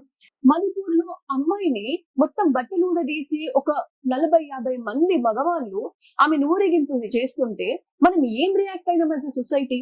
అంటే ఎంతవరకు ఇది మొన్న జరిగిన ఇన్సిడెంట్స్, ఇవన్నీ ఎప్పుడెప్పుడో జరిగిన ఇన్సిడెంట్స్ కాదు. ఈ 4-5 సంవత్సరాల్లో, ఈ 6 సంవత్సరాల్లో జరిగిన ఇన్సిడెంట్స్ ఇవన్నీ. ఈ బీహార్ లో జరిగిన ఇన్సిడెంట్ ఒకటి. బీహార్ లో ఏమైంది, ఒక 14 సంవత్సరాల పాప అప్పర్ కాస్ట్ మెన్ ఎవరైతే ఉన్నారో ఆ పాపను పట్టుకొని వెళ్ళి రేప్ చేసి, గ్యాంగ్ రేప్ చేసి చంపేస్తే మనం యాజ్ అ సొసైటీ ఏం రెస్పాండ్ అయినా. అంటే ఎవరో ఒక వనితకి, ఒక మహిళకి, మనకి తెలిసిన ఒక మహిళకి అన్యాయం జరిగితే ఒక తీరు, లేదు ఇంకొక మహిళకి అన్యాయం జరిగితే ఒక తీరుగా మనం రెస్పాండ్ అవుతామా? అసలు దీనికి గల రూట్ కాజెస్ ఏంటి? అంటే ఒక చిన్న పిల్లని నువ్వు స్పేర్ చేయవు, ఒక ఉమెన్ ని నువ్వు స్పేర్ చేయవు, ఒక ముసలావిడిని నువ్వు స్పేర్, అంటే మనకి ఎంత పురుషాధిక్యత మనం బెదళ్లలో ఇరుక్కుపోయిందంటే ఆ పేట్రియార్కల్ సిస్టమ్ ఏదైతే ఉందో దాన్ని మనము ఎట్లా అడ్రస్ చేస్తాం అనేది చూడాలి. ఈ పేట్రియార్కి ఎక్కడి నుంచి వస్తుంది? కల్చరల్ గా మనం ఎంత డిగ్రేడ్ అయిపోయి ఉన్నాం. మనం చూసే సినిమాలు ఏంటి, మనం చూసే సీరియల్ ఏంటి, అంటే మనం ప్రొటెస్ట్ చేయాల్సింది ఇన్సిడెంట్ జరిగినప్పుడు కాదు. మనం ఇవన్నీ కూడా తోడవుతాయి దానికి. మనం ఫోన్లలో చూస్తున్నాము ఎంతసేపు రీల్స్, పార్న్, అంటే దాన్ని నువ్వు ప్రొటెస్ట్ చేస్తలేవు. ఎప్పుడైతే నీ అక్కకో, నీ చెల్లికో, నీ కొలీగ్కో నువ్వు ఇన్సిడెంట్ జరిగింది, రేపు జరిగింది, వాళ్ళ పైన సెక్షువల్ అసాల్ట్ జరిగింది అన్నప్పుడు నువ్వు రియాక్ట్ అవుతున్నావు. బట్ దీని అంతటికి కారణాలు ఏంటి? ఇప్పుడు వాడు ఎవరైతే ఉన్నాడో, ఇప్పుడు ఒకరిని అరెస్ట్ చేశారు, వాడి బ్యాక్గ్రౌండ్ ఏంటి అనేది చూసుకుంటే వాడు ఆల్రెడీ 4 సార్లు మ్యారేజ్ చేసుకుని ఉన్నాడట. అంటే 4 times ఎందుకు 4 సార్లు ఎందుకు చేసుకున్నాడు? డొమెస్టిక్ వైలెన్స్ జరిగింది, అందులోంచి అమ్మాయి బయటకు వచ్చేసింది, మళ్ళీ మ్యారేజ్ చేసుకున్నాడు. వాడిని ఎట్లా రీఇన్స్టేట్ చేసారు? నువ్వు పోలీస్ వ్యవస్థలోకి వాడిని ఎట్లా తీసుకుంటావు? అంటే ఆల్టర్నేట్ ఒక పోలీస్ వ్యవస్థ అనేది ఒకటి నడుస్తుంది west Bengal, and they have taken him in to the police force. వాడు పోలీస్ బ్యారికేడ్స్ లో వెళ్ళి పడుకున్నాడు. అంటే ఒక క్రిమినల్ బ్యాక్గ్రౌండ్ ఉన్న వ్యక్తిని కూడా నువ్వు ప్రాపర్ గా అంటే వాడికి సరైన పనిష్మెంట్ కనుక నువ్వు ఫస్ట్ టైమే డొమెస్టిక్ వైలెన్స్ వాడి పైన రికార్డ్ అయినప్పుడే వాడికి ఇచ్చి ఉంటే the severest punishment, or at least చుట్టూతో ఉన్న జనాలకి వాడి బ్యాక్గ్రౌండ్ ఏంటో నువ్వు తెలిపి ఉండుంటే maybe they would not have hired in to it. వాడు ఒక డ్రెస్ వేసుకొని వెనకాల పోలీస్ అన్నది ఇది వేసుకొని వాడు తిరుగుతూ ఉంటే వాడు ఫోన్ చూస్తే మొత్తం అన్ని పార్న్ అంట. దానికి ఎవరు కారణం? సొసైటీగా మన బాధ్యత ఎంత దాంట్లో? అంటే మనం దేనికి రియాక్ట్ అవుతున్నాం, దేనికి రియాక్ట్ అవ్వట్లేదు. ఒక చిన్న పిల్లని ముందు పెట్టి వాడేదో పాటలు పాడిపిస్తాడు, వాడేదో డాన్సులు చేపిస్తాడు, రకరకాల ఎక్స్ప్రెషన్లు, దాన్ని చూసి మనం చప్పట్లు కొట్టడం, కేరింతలు కొట్టడం, అండ్ వాళ్ళని ఇంకా ఎంకరేజ్ చేయడం. అంటే వాళ్ళ ఏజ్ కి, వాళ్ళ హావభావాలకి సంబంధమే ఉండదు. వాళ్ళు ప్రదర్శించే హావభావాలు ఎట్లుంటాయని అంటే అదేదో చాలా పెద్ద వాళ్ళు, ఆల్మోస్ట్ సెక్షువల్లీ మెచ్యూర్డ్ ఉమెన్ ప్రదర్శించే హావభావాల్ని నువ్వు ఒక చిన్న పిల్లలు పలికిస్తున్నావు, అది చూసి నువ్వు చప్పట్లు కొడుతున్నావు. దానికి నీ బాధ్యత లేదా? నువ్వు అట్లా చప్పట్లు కొట్టినప్పుడు రేపు పొద్దున నీ పాప అట్లానే ఎదుర్కొంటుందని నీ బాధ్యత నీకు లేదా? అంటే ఎన్ని దగ్గరలో నువ్వు నీ వాయిస్ రేజ్ చేస్తున్నావు. నువ్వు ఇన్సిడెంట్ జరిగినప్పుడే వాయిస్ రేజ్ చేయడం కాదు, చుట్టూతా పేట్రియార్కల్ మైండ్ సెట్ ఉన్నప్పుడు నువ్వు ప్రతి దాన్ని క్వశ్చన్ చేయి. అంటే ఇది ఆడవాళ్ళనే కాదు, మగవాళ్ళు కూడా. ఎప్పుడైతే నువ్వు నీ సాటి మగవాడు ఎవరైతే ఉన్నారో వాళ్ళ ఆడవాళ్ళ పైన జోకులు వేయడము, లేకపోతే ఆమె ఎందుకు ఆ టైంలో అక్కడుంది, ఆమె ఎందుకు అట్లాంటి కొట్టి బట్టలు వేసుకుంటుంది అంటే నువ్వు అట్లా అన్నప్పుడు వాళ్ళని నువ్వు కౌంటర్ చేయి. అంటే నీ పాత్ర ఎంత ఉంది అందులో, నువ్వు ఎంత వరకు దాన్ని అగెన్స్ట్ గా మాట్లాడుతున్నావు. ఇట్లాంటి పేట్రియార్కల్ మైండ్ సెట్స్ నువ్వు ఎదురైనప్పుడు, మీ ఇంట్లోనే ఒక పాప ఉంది, లేదు మీ ఇంట్లోనే ఒక అమ్మాయి ఉంది, ఆ అమ్మాయి రేపు పొద్దున బయటికి వెళ్తే ఆమెకి నువ్వు చెప్తున్నావు నువ్వు ఇట్లా నేర్చుకో అట్లా నేర్చుకో. రేపు మొన్న ప్రొటెస్ట్ లో చూస్తుంటే స్టూడెంట్స్ ఏమంటున్నారు వాళ్ళు అంటే, మాకు మార్షల్ ఆర్ట్స్ నేర్పించండి, అంటే వాళ్ళు ఎంత దీనమైన పరిస్థితుల్లో ఉన్నారని అంటే, మాకు ఎంబీబీఎస్ స్టార్టింగ్ మేము 10 రోజులు మాకు ఫౌండేషన్ కోర్స్ ఉంటుంది కదా, 15 రోజులు ఫౌండేషన్ కోర్స్ ఉంటుంది కదా, అందులో ఒక గంట పెట్టి మాకు మార్షల్ ఆర్ట్స్ నేర్పించడం నడుపుకుంటున్నారు అమ్మాయిలు. అంత దీనమైన స్థితిలో ఉన్నాము మనం. మన ఎడ్యుకేషన్ సిస్టమ్ ఏమైతుంది, ఎందుకు అంత ఫెయిల్ అవుతున్నాం? జెండర్ సెన్సిటైజేషన్ అనేది ఏమైంది? మన కమిటీస్ ఉన్నాయి, కమిటీస్ రిపోర్ట్స్ ఉన్నాయి. మన లాస్ట్ టైం కేసీఆర్ వచ్చినప్పుడు ఒక కమిటీ వేశారు, ఇట్లాంటి సెక్షువల్ హరాస్మెంట్స్ ప్రివెంట్ చేయడానికి అని చెప్పేసి ఏం చేయాలి అని చెప్పి. అందులో క్లియర్ గా మన ఎడ్యుకేషన్ సిస్టమ్ లో మార్పులు రావాలని ఉంది. ఆ ఎడ్యుకేషన్ సిస్టమ్ లో ఎక్కడ మార్పులు తీసుకొచ్చినాను, జెండర్ సెన్సిటైజేషన్ ఎక్కడ చేసినావు, అమ్మాయిలు ఎట్లా టచ్ చేయాలి, వాళ్ళతో ఎట్లా మాట్లాడాలి, అమ్మాయిలకు ఎట్లా చెప్పినాను. ఇప్పటికీ కూడా ఎంబీబీఎస్ కాలేజీల్లో, పీజీ కాలేజీల్లో పక్క పక్కన అమ్మాయిలు అబ్బాయిలు కూర్చోరు. వీళ్ళకు ఒక సపరేట్ రో ఉంటే వాళ్ళకు ఒక సపరేట్ రో. ఏ దేశంలోనైనా ఇట్లా ఉంటుందేమో నాకు తెలియదు. అంటే కనీసం నువ్వు వాళ్ళకి బేసిక్స్ నేర్పించట్లా. నువ్వు ఎట్లా కూర్చోవాలి, పక్కన ఒక అమ్మాయి ఉంటే అది నేర్పించట్లే. నువ్వు అబ్బాయిలతోనే కూర్చో, నువ్వు అమ్మాయిలతోనే కూర్చో, నువ్వు నీ కంఫర్ట్ జోన్ లో ఉండు. రేపు పొద్దున వాడికి ఒక 14-15 ఏళ్ళ వయసు వచ్చినప్పుడు వాడు ఒక అమ్మాయిని ఎన్కౌంటర్ చేసినప్పుడు వాడు ఎట్లా మాట్లాడాలో వాడికి తెలియదు. ఎవరు నేర్పిస్తున్నారు వాడికి? సినిమాలు నేర్పిస్తున్నాయి, సీరియల్ నేర్పిస్తున్నారు. అమ్మాయితో ఎట్లా మాట్లాడాలి, ఎట్లా బిహేవ్ చేయాలి, ఎట్లా ప్రేమించాలి అంటే ప్రతిదీ కూడా కల్చరల్ గా మనం సినిమా నుంచి చూసి నేర్చుకుంటుందే తప్ప మనకంటూ అంటే ఈ సిస్టమ్ ని మనం పోరాడాలా, ఈ పేట్రియార్కల్ సిస్టమ్ ని మనం పోరాడాలి, ఇది మనము ఎడ్యుకేషన్ లో భాగంగా చేయాలి అని మాత్రం మనం ఎక్కడ ఆలోచించట్లేదు. చిన్నప్పటి నుంచి జెండర్ సెన్సిటైజేషన్ ఎందుకు చేయట్లేదు? ఎవరైనా ఒక అబ్బాయి అమ్మాయి లాగా ప్రవర్తిస్తుంటే వాడిని ఎంత షేమ్ఫుల్ గా చూస్తున్నాం. అంటే థర్డ్ జెండర్ పట్ల మనం ఎంత అసహనంగా ఉన్నాం. ఎంతసేపు నువ్వు గాజులు వేసుకున్నావా, అక్కడ కూడా అమ్మాయి తిట్లే. అంటే అమ్మాయిలను ఎట్లా యూజ్ చేస్తున్నారు అని అంటే ఇట్ ఈస్ నాట్ ఓన్లీ అంటే దానికి ఒక పరిమితి అనేది లేదు. నువ్వు ఎదుటి అబ్బాయిని తిట్టాలన్నా, మగవాడిని తిట్టాలన్నా అమ్మాయిని యూజ్ చేసుకుని తిడుతున్నావు, అంతే కదా. నీకంటూ అంటే ఎక్కడ మనము దీన్ని ఆపాలి, ఎలా అంటే మనం కల్చరల్ గా ఎంతవరకు ఎదగాలి, మనము యాజ్ అ సొసైటీ ఎంతవరకు ఎదగాలి, ఇవన్నీ ఇష్యూస్ కూడా దీని చుట్టూతో ఉంటాయి. నాట్ ఓన్లీ ఒక్క సేఫ్ స్పేస్ ప్రొవైడ్ చేస్తేనో, లేకపోతే ఒక లా చేస్తేనో, ఇంకోటో చేస్తేనో మనకి జస్టిస్ జరిగినట్టు కాదు. దీన్ని కంప్లీట్ గా ప్రివెంట్ చేయాలి అని అంటే ఏ సిస్టమ్ లో అయితే మనకి చేంజెస్ రావాలో ప్రతి ఒక్క సిస్టమ్ ని మనము చేంజ్ చేయాలి. From education system, from health system, from political system. Political will అనేది ఎక్కడుంది? ప్రతి ఒక్క పార్టీ నుంచి ఎంతమంది మహిళల్ని నువ్వు పార్లమెంట్ కి పంపిస్తున్నావు, ఎంతమంది మహిళల్ని నువ్వు అసెంబ్లీలకు పంపిస్తున్నావు, రిప్రజెంటేషన్ ఎంత ఉంది అంటే నువ్వు జెండర్ డిస్క్రిమినేషన్ అనేది నీకు హాస్పిటల్కి వెళ్తేనో, లేకపోతే వర్క్ ప్లేస్కి వెళ్తేనో, ఆఫీస్కి వెళ్తేనో కాదు. నీకు ఆల్మోస్ట్ అన్ని సెక్టార్స్ లో, పొలిటికల్ సెక్టార్ నుంచి, ఎడ్యుకేషన్ సెక్టార్ నుంచి, హెల్త్ సెక్టార్ నుంచి, ప్రతి సెక్టార్ లో ఉంది. నువ్వు ఎంతవరకు నీ బాధ్యతగా నీకు ఎదురైన సంఘటనల్ని నువ్వు ప్రొటెస్ట్ చేస్తున్నావు, ఈ పేట్రియార్కల్ సిస్టమ్ ని గానీ నువ్వు ఎంతవరకు నువ్వు అడ్డుకుంటున్నావు. ఒక అమ్మాయి సరుకుగా మారుతుంటే, ఒక సెక్స్ సరుకుగా మారుతుంటే నువ్వు ఎందుకు మాట్లాడలేదు? నువ్వు ప్రాస్టిట్యూషన్ ని ఎందుకు వ్యతిరేకించలేదు? ఎందుకు పాన్ ని వ్యతిరేకించట్లేదు? నువ్వెందుకు కూర్చొని చూస్తున్నావు పాన్ ని? పాన్ చూసేటప్పుడు నీకు అనిపించట్లేదా సెక్స్ అనేది ఒక ఆబ్జెక్టిఫై, ఒక కమోడిటీ అయిపోయింది, అంటే ఒక సరుకుగా మారిపోయింది. ఏదైతే నువ్వు ప్రేమించి ఒక ప్రేమ గల ఏమంటారు ఒక హావభావం, అది we have develop from animals. అది ఒక యానిమల్ ఇన్స్టింక్చువల్ లాగా, ఒక బయోలాజికల్ నీడ్ లాగా కొట్టిపాడేయలేము. హ్యూమన్స్ అనే వాళ్ళకి కొన్ని భావాలు ఉంటాయి. ప్రేమిస్తేనే సెక్స్ చేయాలి అన్న ఒక ఇది ఉంటది. నువ్వు దీన్ని విడదీసేసి ఇది ఒక బయోలాజికల్ నీడ్, ఇది వేరు అది వేరు అని చెప్పేసేసి నువ్వు పార్న్ ని ప్రమోట్ చేసుకుంటూ ఒకవైపు, ఇంకొక వైపు ఏమో అమ్మాయిలు సేఫ్ గా ఉండాలి అని అంటే ఎట్లా సేఫ్ గా ఉంటారు? సో ఇవన్నీ మనము అడ్రస్ చేయాల్సిన క్వశ్చన్స్. ఎక్కడెక్కడైతే మనకి ఇలాంటివన్నీ ఎదురవుతాయో మనం అక్కడక్కడ మనం క్వశ్చన్ చేయాలి, రేజ్ చేయాలి మన వాయిస్. ఇది ఒకటి. అండ్ మనం చేస్తున్నప్పుడు కూడా రేప్ కన్విక్ట్స్ ఎవరైతే ఉన్నారో, మన ఆశారాం బాపు ఉన్నాడు, డేరా బాబా ఉన్నాడు, బిల్కిస్ బను కేసులో ఏం జరిగింది? వాళ్ళు రేప్ చేసిన వాళ్ళు అక్యూజ్డ్ జైలుకి వెళ్ళి బయటకు వస్తే మనం దండలేసే సమాజంలో ఉన్నాం. అప్పుడు మనం ఎందుకు వాయిస్ రేజ్ చేయలేదు? నువ్వు రేపు మొన్న రెజ్లర్స్ ఉన్నారు, లాస్ట్ ఇయర్ అంతా ప్రొటెస్ట్ చేసిర్రు. దేనికి అగేన్స్ట్ గా ప్రొటెస్ట్ చేసిర్రు? సెక్షువల్ వైలెన్స్ కి అగేన్స్ట్ గా ప్రొటెస్ట్ చేసిర్రు. వాళ్ళేమి అంటే నువ్వు రేప్ అయితే ఆమె మర్డర్ అయితే తప్పితే నీ ఆత్మ శాంతించదు. అప్పుడు కానీ నువ్వు బయటికి రావు వాళ్ళకి సపోర్ట్ గా. వాళ్ళు ముందే నిన్ను అలర్ట్ చేస్తే నువ్వు బయటికి రావు, నువ్వు వాళ్ళకి సపోర్ట్ చేయవు. ఇప్పుడు వచ్చి ఆమె ఒలింపిక్స్ లో మెడల్ గెలవలేదు అని అంటే అప్పుడెప్పుడో వాళ్ళు ప్రొటెస్ట్ చేసిర్రు, వాళ్ళు ట్రైనింగ్ సరిగ్గా చేయలేదు, వాళ్ళు పొలిటికల్ గా ఇంక్లైన్డ్ అయి ఉన్నారు. ఇవా నువ్వు మాట్లాడే మాటలు? నువ్వు ఆ అమ్మాయి రెజ్లింగ్ ట్రైనింగ్ ఎందుకు చేయలేకపోతుంది? ఆమెకు సెక్షువల్ అబ్యూస్ జరుగుతుంది. ఆమె వచ్చి బయటకు వచ్చి మొలెస్టేషన్ జరిగినప్పుడే చెప్పినప్పుడు నువ్వు వాడిని తీసి ఎందుకు పక్కన పెట్టలేదు? వాడి కొడుకు ఎందుకు సీట్ ఇచ్చినావు? నువ్వు ఇట్లాంటి క్వశ్చన్స్ మనం ఎందుకు రేజ్ చేయలేదు? రేజ్ చేయాల్సిన టైంలో రేజ్ చేయకుండా ఇన్సిడెంట్ ఆల్రెడీ అయిపోయిన తర్వాత అంటే ఆకులు గాలి తర్వాత చేతులు పట్టుకోవడం అంటే ఇదే కదా. నువ్వు ముందే రేజ్ చేసి అక్కడిక్కడ అంటే నువ్వు ఎక్కడికక్కడ నువ్వు వాళ్ళని స్టాప్ చేసి ఇమ్మీడియట్ గా వాళ్ళని స్ట్రాంగెస్ట్ ఆఫ్ ద పనిష్మెంట్, వాళ్ళకి ఏదైతే స్ట్రాంగెస్ట్ పనిష్మెంట్ ఉందో అది నువ్వు ఇన్ఫ్లిక్ట్ చేయకుండా రేపులు చేసి వచ్చిన వాళ్ళకి నువ్వు పెరోల్ మీద వదిలేస్తూ 150 రోజులు 200 రోజులు అంటే వాడికి ఇచ్చిన లైఫ్ ఇంప్రిజన్మెంట్ ఏంటి, వాడు బయట ఉన్న రోజులు ఏంటి, నువ్వు అవి చూసుకుంటే అంటే నువ్వు as a society what you are doing to him. అంటే నువ్వు రేప్ చేసే వాడికి ఎంత ధైర్యాన్ని ఇస్తున్నావు, అరే పొలిటికల్ సపోర్ట్ ఉంటే ఏమైనా చేయొచ్చుగా అనే ధైర్యాన్ని నువ్వు ఎందుకు ఇస్తున్నావు, నువ్వు ఎందుకు అక్కడే వాడిని ఆపట్లేదు? So these are all the questions as a society that we should ask.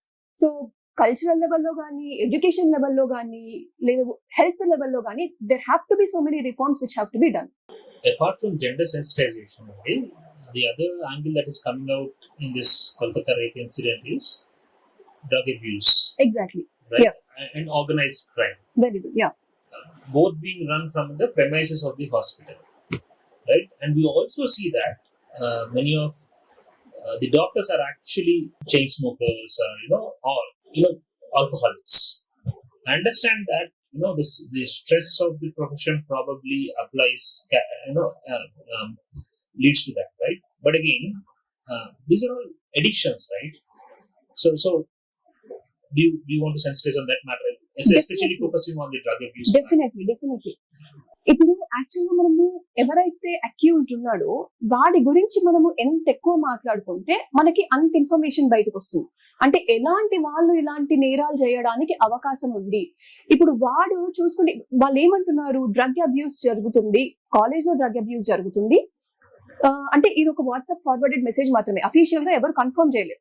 But చెప్తుంది ఏంటి అని అంటే డ్రగ్ అబ్యూస్ అనేది జరుగుతుంది, అది ఈ స్టూడెంట్ అనే వాళ్ళు ఎవరైతే ఉన్నారో, ఎవరైతే విక్టిమ్ ఉన్నారో తను ఐడెంటిఫై చేశారు, అలర్ట్ చేశారు, ఎవిడెన్సెస్ తన దగ్గర ఉన్నాయి, తను గ్యాదర్ చేసిన ఎవిడెన్సెస్ ఎక్కడ బయటకి ఇస్తుందో అన్న ఉద్దేశంతో ఆమెని రేప్ అండ్ మర్డర్ చేశారు అనేది ఒక వాట్సాప్ ఫార్వర్డ్ వచ్చింది.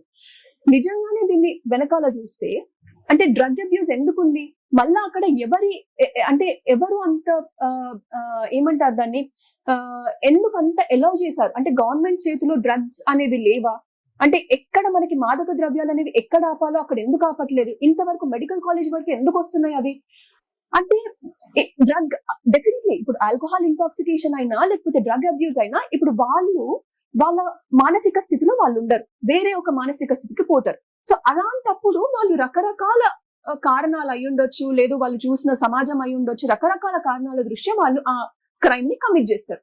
ఇప్పుడు ఆ క్రైమ్ ఆపడానికి డ్రగ్ అబ్యూస్ ఉంది, ఫర్ ఎగ్జాంపుల్ డ్రగ్స్ పట్టుకున్నారు, సిబిఐ వాళ్ళు డ్రగ్స్ పట్టుకున్నారు, తర్వాత ఏం జరిగింది దానికి ఉండే ఫాలో అప్ ఏది? ఇప్పుడు సినిమా యాక్టర్లు అన్నారు డ్రగ్స్ పట్టుకున్నామన్నారు, దానికి ఉండే ఫాలో అప్ యాక్షన్ ఏది? దాని తర్వాత ఏం చేసినావు నువ్వు డ్రగ్స్ ఆపడానికి? నీ గవర్నమెంట్ కి ఉన్న ప్లాన్ ఏంది?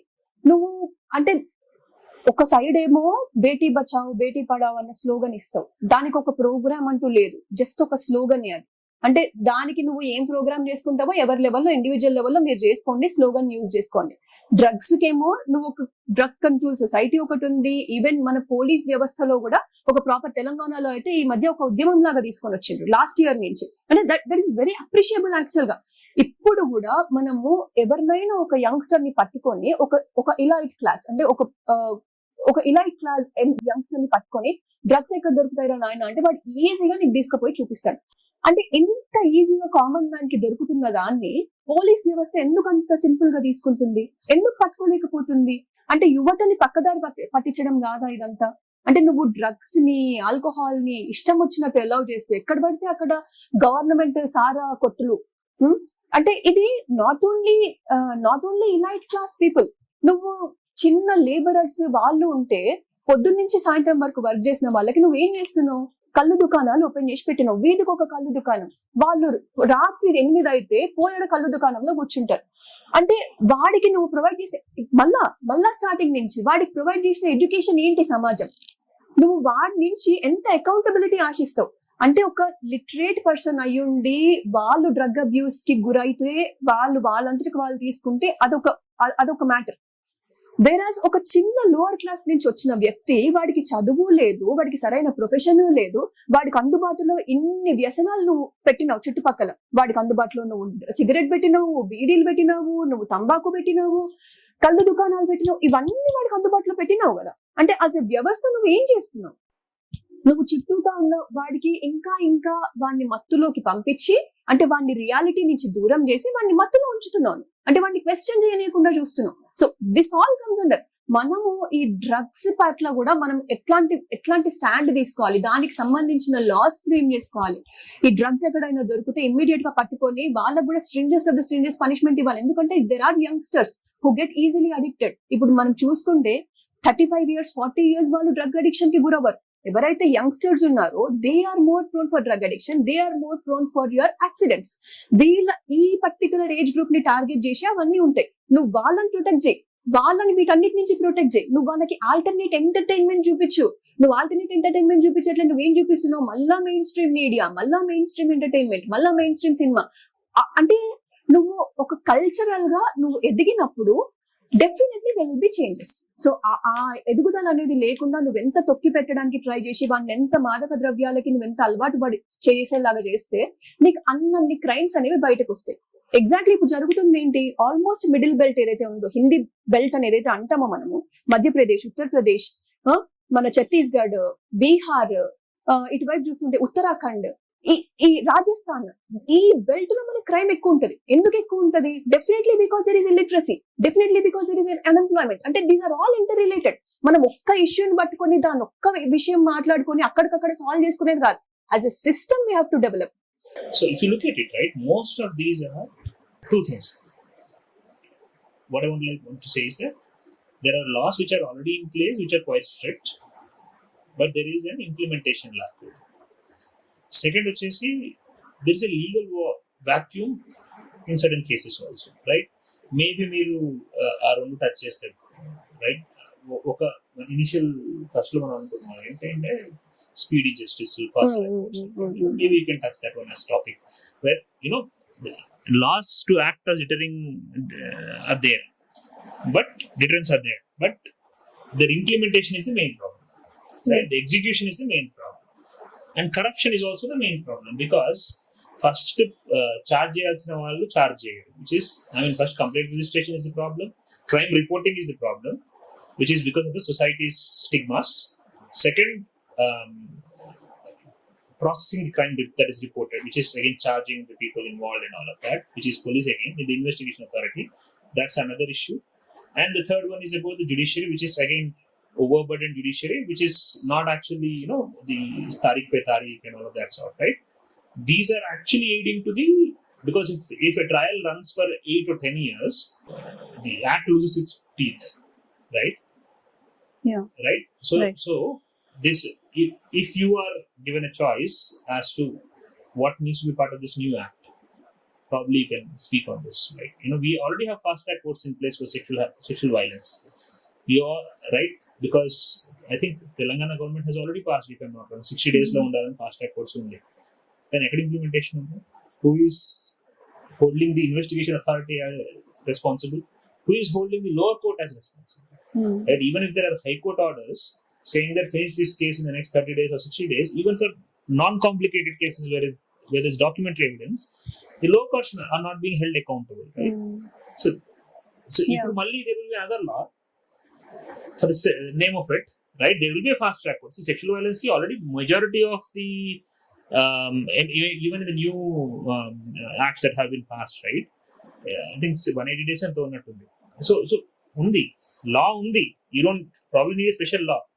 Unna vaatlallo why the implementation should be faster, and holding accountable. Right now there is a law, but there is no accountability associated with the law, but with respect to the implementation and the execution part of it. Probably that should be, ante manaku law kavalane, it's a general statement, right? Probably you can emphasize on that part of it, right? That's one thing. Next, maybe thoughts in that. If you have any suggestions. మనకి actually నిజంగానే మీరు అన్నట్టు loss place లో ఉన్నాయి. అంటే dowry act place లో ఉంది, మనకి జరుగుతుంది ఏంటో తెలుసు. అప్పుడెప్పుడోనే మనము దాన్ని ఇంప్లిమెంట్ చేసుకున్నాము. పోక్సో యాక్ట్ ఉంది, మనకి ఏం జరుగుతుందో తెలుసు. Even prevention of sexual harassment, మనకి పాష్ కమిటీస్ ఉన్నాయి. అంటే ఎక్కడెక్కడైతే ఇన్స్టిట్యూషన్ ఆర్గనైజేషన్స్ ఉన్నాయో అక్కడక్కడ పాష్ కమిటీ అని ఉండాలి. ఎన్ని ఆర్గనైజేషన్స్ లో ఈ పాజ్ అనేది ఇంప్లిమెంట్ అవుతుంది, వాళ్ళు ఎన్ని కంప్లైంట్స్ రిజిస్టర్ చేస్తున్నారు పర్ మంత్. అంటే లాస్ మనము చేసుకున్నంత మాత్రాన ఈవెన్ నిర్భయ కేసు తర్వాత కూడా మనం రేప్ డెఫినేషన్ మార్చేసినాం. అంటే వాడు ఎంత వైలెంట్ గా ఆ ఇన్సిడెంట్ జరిగింది అని అంటే where we have to change our definitions as per it. అంటే నువ్వు పెనైల్ పెనట్రేషనే కాదు, నువ్వు ఇంకా ఏ వస్తువు తీసుకొచ్చి పెట్టినా కూడా దాన్ని రేప్ కిందనే కన్సిడర్ చేయాలి అని మనము ఏమంటారు డెఫినేషన్స్ కూడా మార్చుకున్న పరిస్థితి. బట్ నిర్భయ యాక్ట్ తర్వాత కూడా ఒక డిస్ట్రిక్ట్ జడ్జ్ ఒక కేసులో ఒక అమ్మాయి నా భర్త నాకు ఇట్లాగా ఒక క్యారెట్ రాడిషో తీసుకొచ్చి నా యోనిలో పెడుతున్నాడు అని చెప్పి ఆమె కంప్లైంట్ ఇస్తే జడ్జి దాన్ని this is not a case of rape, ఎందుకంటే మనకి రేప్ డెఫినేషన్ లో ఇది లేదు. అంటే నువ్వు సుప్రీం కోర్టులో ఇచ్చిన డెఫినేషన్స్ కానీ లేదంటే లాస్ కానీ జడ్జిమెంట్స్ కానీ అది ఎంత వరకు కింది కోర్ట్స్ వరకు పాస్ అవుతుంది, డిస్ట్రిక్ట్ కోర్ట్ వరకు అవి నిజంగానే ఇంప్లిమెంట్ అవుతున్నాయా లేవా? అంటే నువ్వు ప్రతి కేసుని నువ్వు సుప్రీం కోర్టు వరకు తీసుకెళ్లలేవు కదా. ఇప్పుడు ఈవిడ ఈ డిస్ట్రిక్ట్ కోర్టులో జరిగిన ఈ కేసు ఆవిడకి ఎంత వరకు తనకు ఆర్థిక పరిస్థితి ఉండొచ్చు, తను హైకోర్టుకి వెళ్ళడానికో లేకపోతే సుప్రీం కోర్టుకి వెళ్ళడానికో, ప్రతిదానికి నువ్వు సుప్రీం కోర్టుకి అయితే వెళ్ళలేవు కదా. కింద ఉన్న కోర్ట్స్ ఏవైతే ఉన్నాయో, సబ్ జుడిషియల్ కోర్ట్స్ ఏవైతే ఉన్నాయో, అంటే మెజిస్ట్రేట్ కోర్ట్ కానివ్వండి లేదంటే డిస్ట్రిక్ట్ కోర్ట్స్ కానీ సబ్ డిస్ట్రిక్ట్ కోర్ట్స్ కానివ్వండి, అంటే ఇక్కడ జరుగుతున్న వాటికి కూడా యాక్చువల్ గా ఒక అకౌంటబిలిటీ అనేది ఉండాలి. అంటే వాళ్ళు ఇంకా నేను ఎవరికి ఇంకా సమాధానం చెప్పుకోవాల్సిన పని లేదు అన్న స్థితిలోకి వెళ్ళకూడదు. So there should be an accountable system in place. పైనుంచి కింద వరకు కూడా ఇప్పుడు సుప్రీంకోర్టు ఎలాగైతే మీడియా కళ్ళల్లో ఉంటుందో, ఎలాగైతే జనాలు అంటే నాన్ గవర్నమెంటల్ ఆర్గనైజేషన్స్ కానీ లేకపోతే యాజ్ అ జనరల్ పబ్లిక్ కూడా మనం పిఐఎల్స్ ఫైల్ చేయొచ్చు కదా. సో అంటే మన సుప్రీంకోర్టు ఇచ్చిన డెసిషన్స్ ని మాత్రమే మనం ఛాలెంజ్ చేస్తాం, ఎందుకంటే those are in media and all. But whereas ఈ కింది కోర్ట్స్ లో జరిగే డెసిషన్స్ ఏవైతే ఉంటాయో చాలా వరకు ఉమెన్ కి అగేన్స్ట్ గా ఉంటాయి. అంటే అదే ఇంకా పేట్రియార్కల్ టెండెన్సీ ఏదైతే ఉందో ఆ జడ్జి కూడా అదే పేట్రియార్కల్ సమాజం నుంచి వచ్చింది, ఆయనేమో ఎక్కడి నుంచో ఊడిపడలేదు కదా. So that itself reflects whenever he is giving a judgment, ఆ పేట్రియార్కల్ టెండెన్సీ అనేది ఆ ఇచ్చే జడ్జిమెంట్ లో కూడా రిఫ్లెక్ట్ అవుతుంది. సో దీనంతటికి అంటే ఎండ్ ఎక్కడ ఉంది అని అంటే ఎక్కడికక్కడ మనం అకౌంటబిలిటీ చెక్స్ పెట్టుకోవడమే. ఈవెన్ హెల్త్ సిస్టమ్ లో అయినా నువ్వు అకౌంటబిలిటీ చెక్స్ పెట్టుకోవాలా, హెల్త్ సిస్టమ్ లో ఉండే అడ్మినిస్ట్రేషన్ లెవెల్లో కూడా నువ్వు అకౌంటబిలిటీ చెక్స్ పెట్టుకోవాలి. At the same time judicial system లో, పోలీస్ సిస్టమ్ లో అంటే నువ్వు వెళ్ళి ఎఫ్ఐఆర్ కంప్లైంట్ చెయ్యాలి అని అంటే ఒక 100 సార్లు ఆలోచిస్తావు. ఇప్పుడు మనకి ఈ రోజు మాట్లాడుకున్న డేటా ఏంది, మనకి అంటే రిపోర్టెడ్ కేసెస్ గంటకి 4 రేప్ కేసులు జరుగుతున్నాయి అనేది మనం రిపోర్టెడ్ డేటా. అన్రిపోర్టెడ్ కేసెస్ ఎన్ని ఉంటాయి? ఆల్మోస్ట్ దీనికి 10 ఉంటది. అంటే నువ్వు రేప్ జరుగుతున్నాయి 10 అయితే నువ్వు ఒక్కటి రిపోర్ట్ చేస్తావు. అంటే మనకి అంత స్వేచ్ఛ ఉందా? ఇప్పటికిప్పుడు నేను ఒక పోలీస్ స్టేషన్ లోకి వెళ్ళి ఇలా రేప్ జరిగింది లేదు అబ్యూస్ జరిగింది అని చెప్పే సిచ్యుయేషన్ ఉందా? ఎందుకు దీన్ని అంటే డిఫ్యూజ్ ఎందుకు చేయట్లేదు? ఆ టెన్షన్ ఎందుకు బిల్డప్ చేస్తున్నారు? అంటే పోలీస్ వ్యవస్థ కానీ జుడిషియల్ వ్యవస్థ కానీ అంటే ఒక పోలీసు వస్తున్నాడు అంటే ఇక్కడ నుంచి పక్క నుంచి ఇట్లా వెళ్తామే తప్పితే వాళ్ళతో పాటు అంటే వాళ్ళు కూడా మన వాళ్ళే, వాళ్ళు కూడా మనతో పాటు కలిసి పనిచేసే వాళ్ళే అన్న ఏమంటారు ఆ కంఫర్ట్ లెవెల్స్ లేవు. So definitely there has to be increase in the comfort levels where every crime is being reported.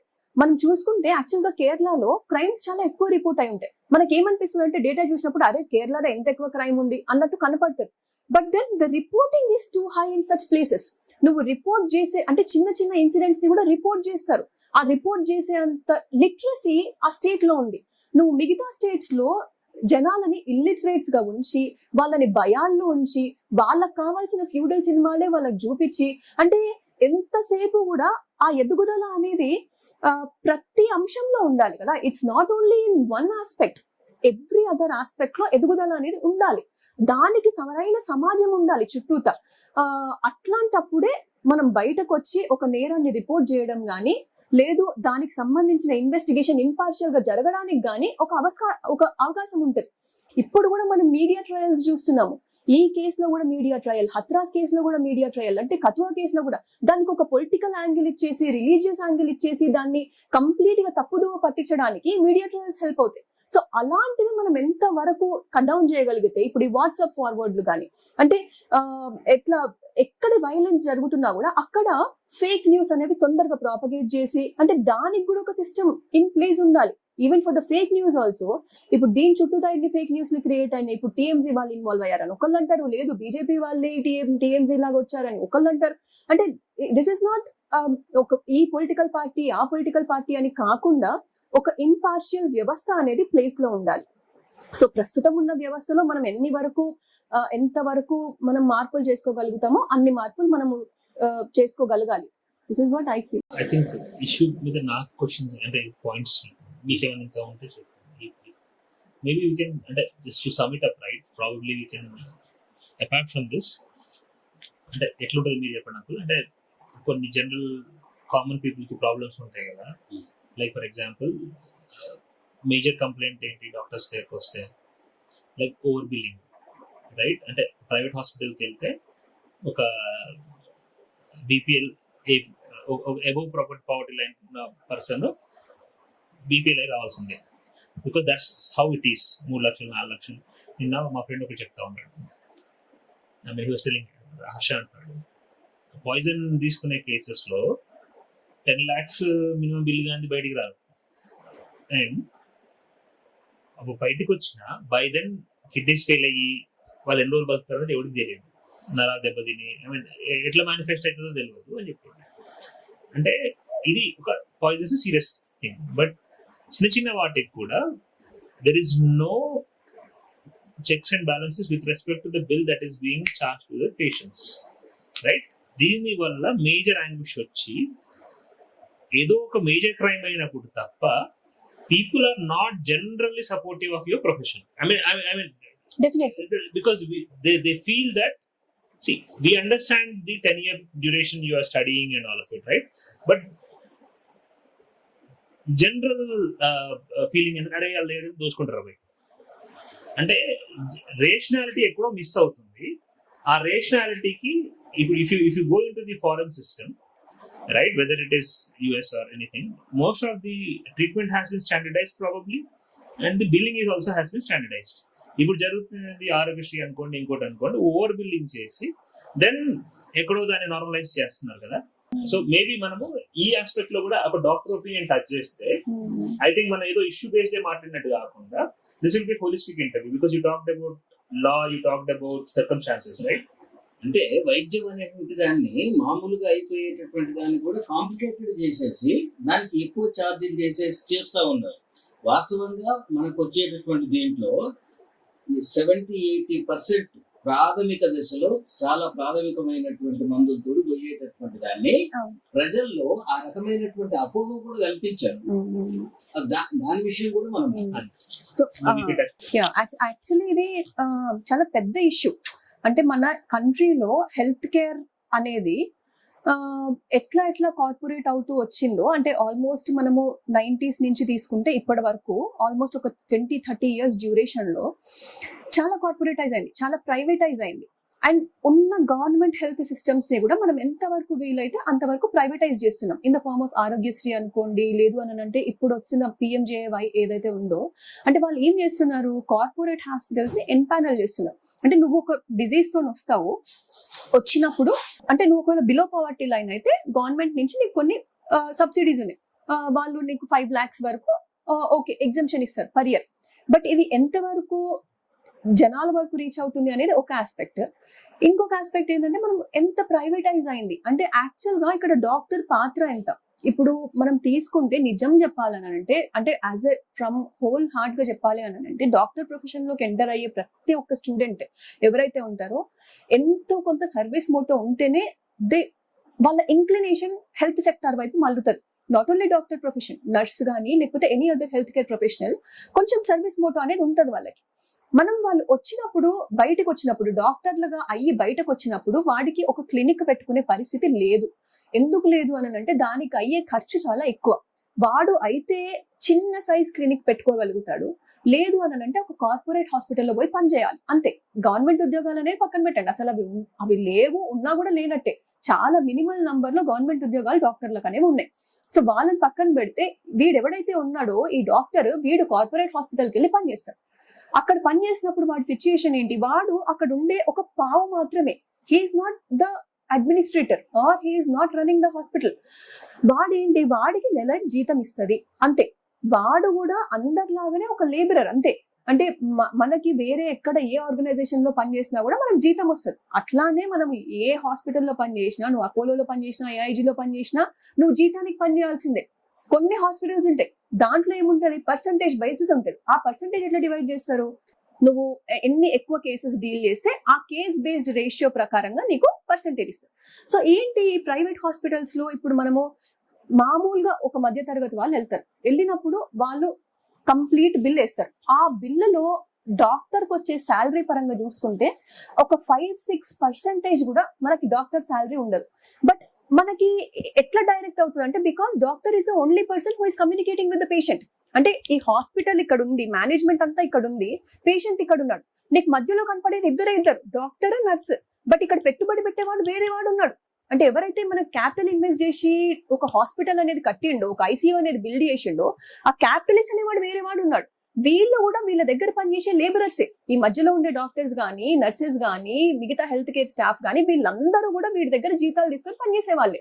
ఇప్పుడు వీడికి వచ్చే ప్రాఫిట్ లో నుంచి వీళ్ళకి వచ్చే లాభాలు లేవు. బట్ పేషెంట్ కి కనబడేది అంటే ఫ్రంట్ లైన్ లో కనబడేది డాక్టర్స్, నర్సులే. కాబట్టి వాళ్ళ యాంగర్ అంతా ఎట్లుంటది అంటే, వీళ్ళు మనల్ని దోచుకుంటున్నారు. But no, that is not the case. మన అందరినీ, ఈవెన్ డాక్టర్స్, నర్సెస్, పేషెంట్లని అందరినీ కలిపి దోచుకునేవాడు ఇంకొకటి ఉన్నాడు పైన.